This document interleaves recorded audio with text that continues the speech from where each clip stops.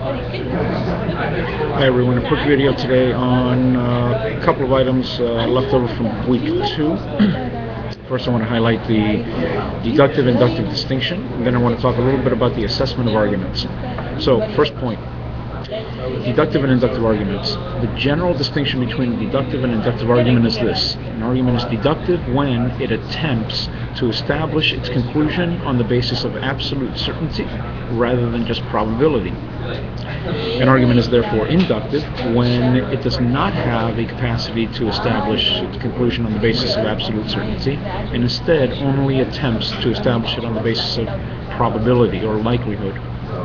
So, very quick example. If there are 300 apples in a sack and 299 of them are green, then there is a very high likelihood that you will choose a green apple from the sack. But it is not absolutely certain that you will choose a green apple from the sack, only highly likely.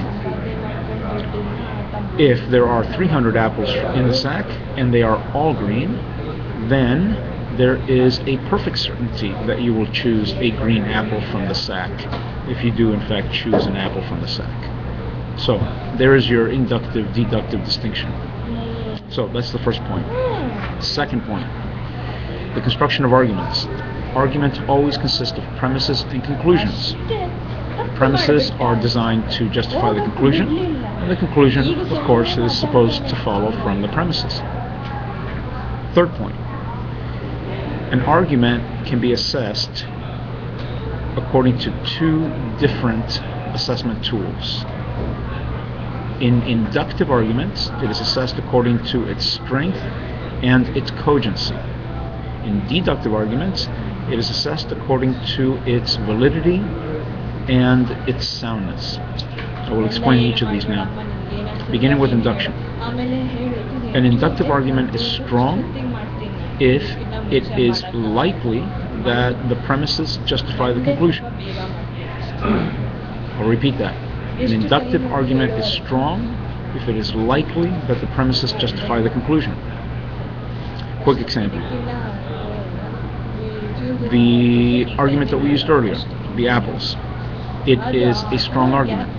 It is highly likely that you will choose a green apple out of the sack of 300 apples if 299 of those apples are in fact green.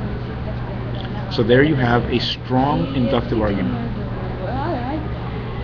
The cogency of an argument follows from its strength. Strong arguments are either cogent or uncogent. Weak arguments are always uncogent.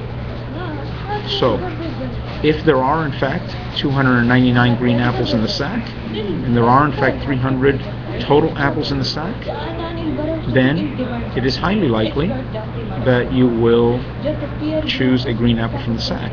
It is also a cogent argument. Why? Because the premises are true.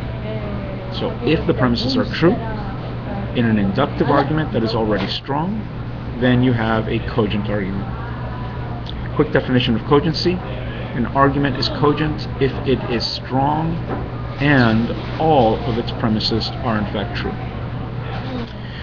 An argument is uncogent if it is weak or if at least one of the premises in a strong argument is false. Okay, on to deduction.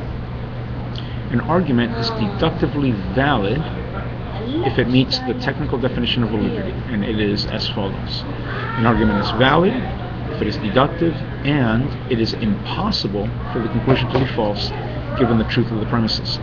I'll repeat that. This is a technical definition and I'd like you to memorize it. I'd like you to commit it to memory.